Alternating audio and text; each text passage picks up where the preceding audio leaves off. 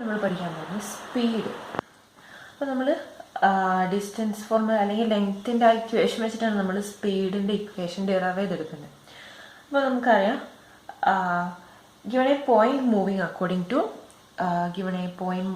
according to x equal to f of t and y equal to g of t. അങ്ങനെയാണെങ്കിൽ ഇൻ്റഗ്രലിൽ നമ്മൾ ഇങ്ങനെ represent ചെയ്യാം. d of t equal to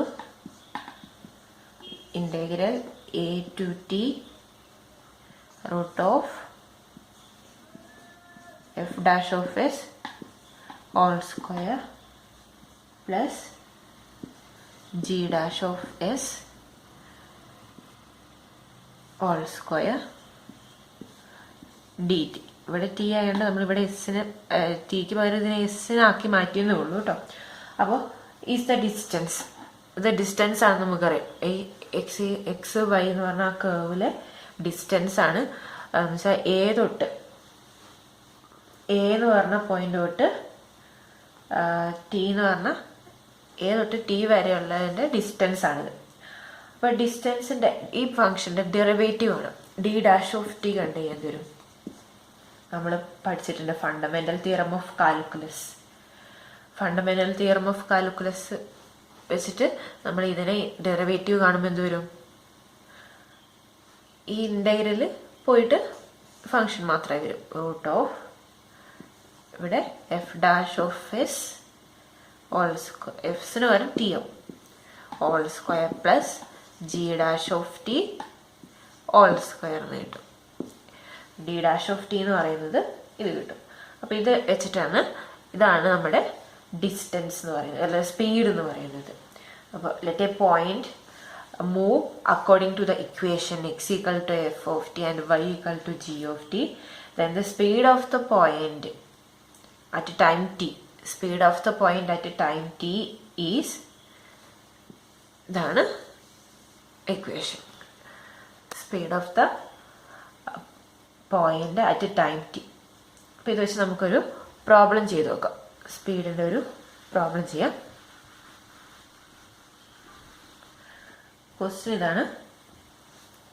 A particle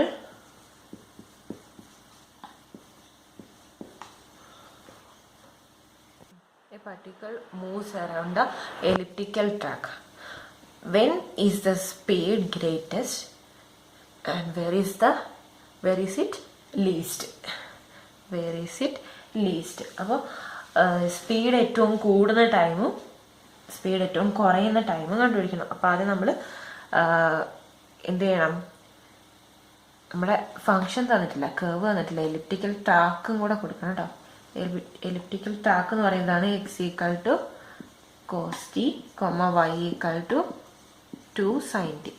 അപ്പോൾ ഈ കർവിലൂടെയാണ് move ചെയ്യുന്നത്. അപ്പോൾ ഈ കർവിൽ മൂവ് ചെയ്യുന്നതിൻ്റെ സ്പീഡ് കണ്ടുപിടിക്കുക. സ്പീഡ് കാണാനുള്ള ഇക്വേഷൻ എന്തായിരുന്നു? സ്പീഡ് റൂട്ട് ഓഫ് ഇവിടെ D X by D T all square plus D Y by D T all square. ഇവിടെ എഫ് ഡാഷ് ഓഫ് ടി ആണ് D X by D T, G dash of T ആണ് D Y by D T. Is equal to first D X by D T നമുക്ക് കണ്ടുപിടിക്കണം. D X by D T എന്താ? Minus sine T ആണ്. Minus sine T square plus 2 sine ടീൻ്റെ derivative D Y by D T. 2 sine ടീൻ്റെ derivative 2 cos T square വരും. ഇതിൻ്റെ value എന്ന് പറയുന്നത് root of sine square T plus 2 cos square T എന്ന് വരും. സൈൻ സ്ക്വയർ ടി പ്ലസ് 2ൻ്റെ സ്ക്വയറും കൂടെ എടുക്കാം. അപ്പോൾ 4 കോസ് സ്ക്വയർ ടി കിട്ടും. പിന്നെ സൈൻ സ്ക്വയർ ടീനെ നമുക്ക് എങ്ങനെ എഴുതാം? ഇത് ഫുള്ള് കോസിൻ്റെ ടൈമിലേക്ക് മാറ്റി എഴുതാം. സൈൻ സ്ക്വയർ ടി എന്ന് പറഞ്ഞു കഴിഞ്ഞാൽ 1 മൈനസ് കോസ് സ്ക്വയർ ടി ആണ്. അപ്പോൾ 1 minus cos square T plus 4 cos square t. അപ്പോൾ ഇത് minus cos square t 4 cos square t ഉണ്ട്. അത് രണ്ടും കൂടെ ചെയ്ത് കഴിഞ്ഞാൽ നമുക്ക് എന്ത് കിട്ടും? Root of 1 + 3 cos square t. 1 + 3 cos square t. അപ്പോൾ ഇതാണ് നമ്മുടെ ഫംഗ്ഷൻ. ഒരു ട്രിഗണോമെട്രിക് ഫംഗ്ഷൻ്റെ ഫോർമുലാക്കി മാറ്റി. ഇനി എന്ത് ചെയ്യാം? സ്പീഡ് ഗ്രേറ്റസ്റ്റ് ആവുന്നത് എപ്പോഴാണ്?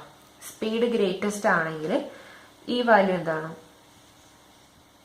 ശരിക്കും നമ്മുടെ കോസ് വാല്യൂ എന്ന് പറഞ്ഞാൽ എന്താ? കോസ് എന്ന് പറഞ്ഞാൽ -1നും 1നും ഇടയിലാണ്. അപ്പോൾ കോസ് സ്ക്വയർ ടി ഏറ്റവും വലുതാവുന്നത് എപ്പോഴാണ്? കോസ് സ്ക്വയർ ടി എന്ന് പറയുന്നത് 0ക്കും 1നും ഇടയിലേക്ക് വരും. അപ്പോൾ കോസ് സ്ക്വയർ ടി വലുതാവണമെങ്കിൽ കോസ് സ്ക്വയർ ടീൻ്റെ വാല്യൂ 1 ആവണം. എന്നാലേ ഇത് മൊത്തം വലുതാവുള്ളൂ. ഇനി കോസ് സ്ക്വയർ ടി ചെറുതാവണമെങ്കിൽ കോസ് സ്ക്വയർ ടീൻ്റെ വാല്യൂ എന്താണ്? 0 ആണ്. അപ്പോൾ അത് വെച്ചിട്ട് വേണം നമ്മൾ ഇത് ചെയ്യാനായിട്ട്. അപ്പോൾ ഓരോ കേസായിട്ട് നോക്കാം. ഫസ്റ്റ് വലുതാവുന്നത് ഏത് പോയിന്റിലാണ് നമുക്ക് നോക്കാം. Speed is greatest when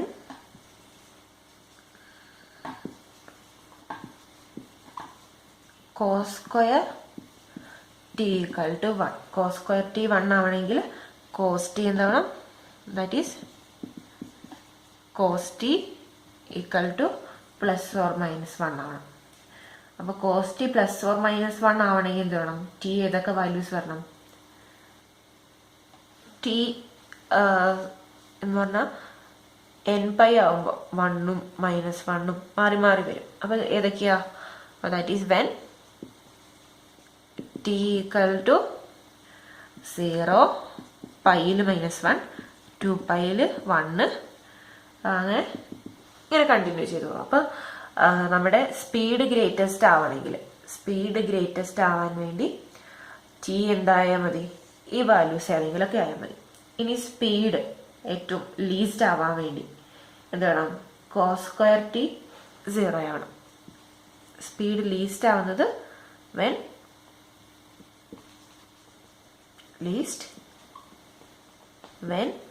cos square T equal to 0 ആവണം. കോസ് സ്ക്വയർ ടി 0 എന്ന് പറഞ്ഞാൽ കോസ് ടി 0 ആയാൽ മതി. കോസ് ടി 0 ആവുന്നത് എപ്പോഴാണ്? കോസ് ടി 0 ആണെങ്കിൽ ടി ഈക്വൽ ടു π/2ലാവും, 3π/2ലാവും, 5π/2, അങ്ങനെ എക്സെട്ര കണ്ടിന്യൂ ചെയ്തു. അപ്പോൾ ഈ പോയിന്റിലൊക്കെ എന്ത് വരും? സ്പീഡ് ലീസ്റ്റ് ആവും. ഈ പോയിന്റിലൊക്കെ സ്പീഡ് ഗ്രേറ്റസ്റ്റ് ആവും. അപ്പോൾ ഇതാണ് നമ്മളോട് കണ്ടുപിടിക്കാൻ പറഞ്ഞിട്ടുള്ളത്.